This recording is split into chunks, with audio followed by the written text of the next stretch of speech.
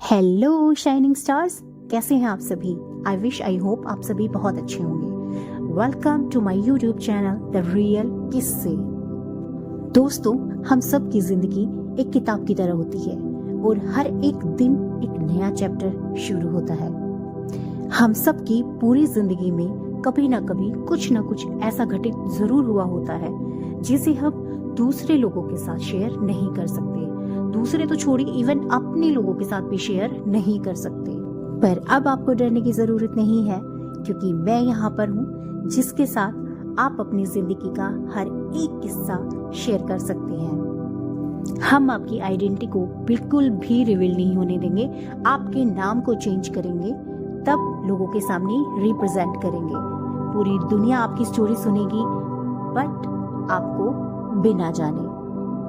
Hello shining souls, मैं फिर से आप लोगों के लिए एक रियल लाइफ एक्सपीरियंस लेकर आई हूँ। मेरा संघर्ष पार्ट 2। निशा का पति बहुत ज्यादा ड्रिंक करता था और साथ में वो अपने दोस्तों को घर लाता और वहां पर बैठकर वो सब दारू पीते।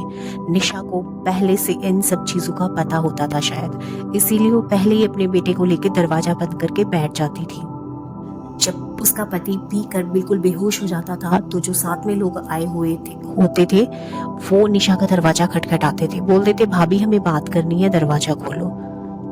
पर निशा दरवाजा नहीं खोलती थी और दरवाजे के पीछे बैठी हुई रोती रहती थी, भगवान से प्रे करती थी, अपने माँ बाप को याद करती थी कि ये सब मेरे साथ क्या हो रहा है। वो रोती रोती वहीं पर सो जाती थी। सुबह उठ के सारा घर का काम करके फटाफट वो अपने स्कूल में चली जाती थी जहाँ पर वो जॉब कर रही थी। कुछ टाइम बाद निशा को किसी ने दूसरे ऑफिस में एक जॉब बताई जिसका मालिक बहुत अच्छा था। निशा ने वहां ज्वाइन किया और वो बहुत अच्छा काम करने लगी। वहां पर वो सिर्फ चाय पानी पिलाती थी और फाइल इधर उधर करती थी, क्योंकि ज्यादा पढ़ी लिखी नहीं थी निशा, तो इसीलिए अच्छी जगह जॉब कर रही थी अब वो। दूसरी तरफ निशा के छोटे भाई जो भी सिर्फ 11-12 साल का था, उसके साथ बहुत बुरा व्यवहार किया जा रहा था। उसे खाना नहीं दिया जा रहा था, उससे घर का काम करवाया जा रहा था और शायद उसे मारा पीटा भी जा रहा था। इसी वजह से वो ज्यादा टाइम जी नहीं पाया और वो गुजर गया, उसकी डेथ हो गई। उसे अपनी बहन से बहुत अटैचमेंट था और कहीं ना कहीं उसे पता था कि मेरी बहन भी बहुत परेशान है। तो कहते हैं कि दुनिया में मानो तो सब कुछ है और ना मानो तो कुछ भी नहीं है। अगर भगवान की शक्ति है तो बुरी शक्तियां भी हैं। उधर निशा एक बेटे की माँ बन चुकी थी और एकदम से निशा की ना तबीयत खराब रहने लगी। उसकी सास घबरा गई कि इसकी तो तबीयत खराब रहने लगी, काम पे जाती नहीं तो घर में खाना कैसे बनेगा, बेटा तो पीकर बेहोश रहता है।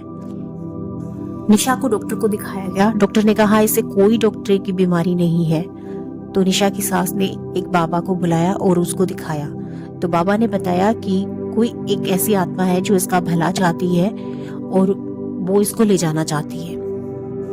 उसे झाड़ फूक किया तो उसके निशा के अंदर से आवाज आई कि मैं अपनी बहन को ले जाऊंगा साथ में, मैं इसे नहीं छोड़ूंगा तुम लोगों के पास। अब निशा की सास घबरा गई, अब एक बेटा है उसे कौन पालेगा। तो निशा की सास ने कहा कि बेटा तू अच्छे से जानता है अनाथ होने का दर्द, तो अगर तू अपनी बहन को साथ ले गया तो इस बच्चे का क्या होगा, इसके साथ भी वही सब होगा जो तुम लोगों के साथ दोहराया जा रहा है, किया जा रहा है।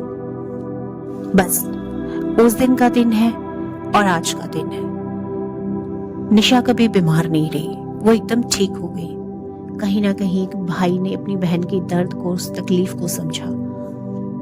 धीरे धीरे ऐसे वक्त गुजरता गया। निशा को उसके हस्बैंड ने बहुत मारा पीटा।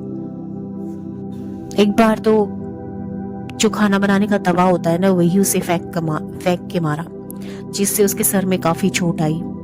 लेकिन वो करती भी क्या, कहीं जा नहीं सकती थी, कुछ कर नहीं सकती थी, पढ़ी लिखी इतनी थी नहीं, कैसे क्या करती। वो सब सहती रही। पुलिस वगैरह को किसी को कुछ नहीं बताया, बस सहन किया। कुछ टाइम बाद फिर से झगड़ा हुआ और अब की बार उस पर चाकू से वार हुआ, निशा पर। लेकिन वो बच गई, उसके हाथ में चाकू लगा। एक बार निशा ने कोशिश भी की घर से बाहर निकल कर जाने की, कमाने की और अपने बच्चों को पढ़ाने की। वो अपने मईके के पास के गांव में घर छोड़कर चली गई, वहां जाकर रहने लगी। लेकिन जब 10-15 दिन तक उसे कोई काम नहीं मिला और उसके घर वालों ने उसका कोई सपोर्ट नहीं किया, और जब ये दिखा कि बच्चे स्कूल भी नहीं जा पा रहे हैं, मैं कोई काम नहीं ढूंढ पा रही हूँ, मुझे काम नहीं मिल रहा है, मेरे घर में खाना नहीं आ रहा है, मेरे बच्चे भूखे मर रहे हैं, तो निशा फिर से परेशान होकर वापस अपने ससुराल चली गई। क्योंकि ससुराल में और कुछ नहीं था, लेकिन अपना एक घर था जिसके नीचे बैठकर वो सब लोग चाहे भूखे थे, चाहे कुछ भी रूखा सूखा खा के गुजारा कर लेते, लेकिन बाहर रहने के लिए घर की जरूरत थी और वहां पर उन्हें रेंट देना पड़ता था, चाहे वो कमाए या ना कमाए। इसी वजह से निशा परेशान होकर वापस अपने ससुराल चली गई। अब निशा ने ठान ली थी, जो भी हो जैसा भी हो मैं करूंगी अब। पर कहते हैं ना, किस्मत जब खराब होती है ना तो वो कहीं तक पीछा नहीं छोड़ती। दूसरी तरफ निशा की जेठानी थी, जिससे ये चीज बिल्कुल भी रास नहीं आई कि निशा वापस उस घर में आ गई है। वो उस घर को हथियाना चाहती थी। निशा अपने काम पर गई हुई थी, पीछे से जेठ जेठानी आए और उन्होंने घर का सारा सामान निकाल कर बाहर फेंकने लगे। पड़ोस में किसी को थोड़ा बहुत लगा होगा, उसने निशा को फोन कर दिया और उसे बताया, उसके स्कूल में फोन किया, उसे बताया कि तेरे जेठ जेठानी आए हुए, ऐसे ऐसे वो घर का सामान बाहर फेंक रहे हैं। निशा दौड़ी जब वापस घर आई तो उसने देखा उसका घर का सारा सामान बाहर फेंका हुआ है, जेठानी है अंदर। निशा ने अपनी जेठानी को कुछ नहीं बोला, जेठानी बाहर फेंकती रही और निशा उस सामान को अंदर रखती रही। ऐसे ही कुछ देर तक चलता रहा। ये देखकर जेठानी को बड़ा गुस्सा आया। उसने क्या किया, निशा की बाल पकड़ लिए और उसे मारने लगी। निशा बहुत सीधी थी उस टाइम पे, तो उसने कुछ नहीं किया, उसने अपना बीच बचाव किया और भागकर अब उसने डिसीजन लिया कि अब मुझे पुलिस का सहारा लेना पड़ेगा, क्योंकि मेरा पति तो इन्हीं की तरफ है। अब मैं बिल्कुल अकेली पड़ गई हूँ और मैं ये भी देख चुकी हूँ कि घर के बिना क्या हालात होते हैं। मैं इस घर को तो छोड़ नहीं सकती। इसी वजह से निशा ने डिसाइड किया कि वो अब पुलिस का सहारा लेगी। वहां पर वो थाने में गई और उन्होंने पुलिस को सब कुछ बताया। यहाँ पर पुलिस का काम बहुत सराहनीय था। पुलिस ने निशा का साथ दिया, उसके जेठ जेठानी को धमकी दी, अगर आज के बाद तुमने इस लड़की को परेशान किया तो हम तुम्हें छोड़ेंगे नहीं। बस अब ये था, निशा के पास सर छुपाने के लिए जगह थी। निशा अपनी बेटी और बेटे को लेकर वहां रहने लगी। कई बार ऐसा होता उसके घर में खाना नहीं बनता था, बच्चे भूखे बैठे रहते थे, और कई बार ऐसा होता कि खाना मिल जाता तो बुक्स वगैरह कॉपी वगैरह के लिए पैसे नहीं होते थे। बस कैसे न कैसे करके वो दिन निकलते रहे उन बच्चों के, और निशा एक सख्त दीवार की तरह अपने बच्चों के सामने खड़ी रही। मरना तो वो भी चाहती थी, कौन जीना चाहेगा ऐसी जिंदगी, पर वो मजबूर थी। उसे पता था कि एक अनाथ की जिंदगी क्या होती है। वो अपने बच्चों को ऐसा नहीं देखना चाहती थी। अपने घर में भूखे रहकर उसने अपने बच्चों को प्राइवेट स्कूल में पढ़ाया, क्योंकि वो अपनी जिंदगी में अपने साथ हुई चीजों को दोहराना नहीं चाहती थी। निशा की कजन ने बताया कि एक बार वो उसके घर गई, उसने उसके घर के हालात देखे। उसके घर में खाने के लिए कुछ भी नहीं था। वो कजन गई थी, इसीलिए निशा ने दुकान से उधार सामान मंगवाया। दुकान वाले ने भी सामान देने से मना कर दिया कि तुम्हारा बहुत पहले हो चुका है और अब मैं सामान नहीं दूंगा। निशा की कजन को उस पर बहुत ज्यादा दया आई और उसने अपनी बहन को थोड़े बहुत पैसे दिए और कहा कि देख, तुझे कोई भी जरूरत हो तो तू मेरी हेल्प ले सकती है, क्योंकि जब तेरी शादी हुई मैं छोटी थी, मुझे नहीं पता था, लेकिन अब तुझे कोई भी जरूरत हो तो मुझे बोल सकती है। लेकिन निशा बहुत ही ज्यादा ईमानदार और खुददार लड़की थी। उसने कहा ठीक है। कुछ दिन बाद निशा ने अपनी बहन के वो पैसे उसे वापस कर दिए, ये बोलकर कि अब सब कुछ अच्छा चल रहा है, लेकिन अच्छा कुछ भी नहीं था। वो अपनी जिंदगी से समझौता करके बैठी हुई थी। धीरे धीरे ऐसे ही दिन निकलते रहे। इस टाइम निशा किसी ऑफिस में काम करती थी, तो वहां के मालिक ने कहा कि मैं ये चाहता हूँ कि कोई अच्छा साफ सफाई करने वाला आ जाए, काम करने वाला।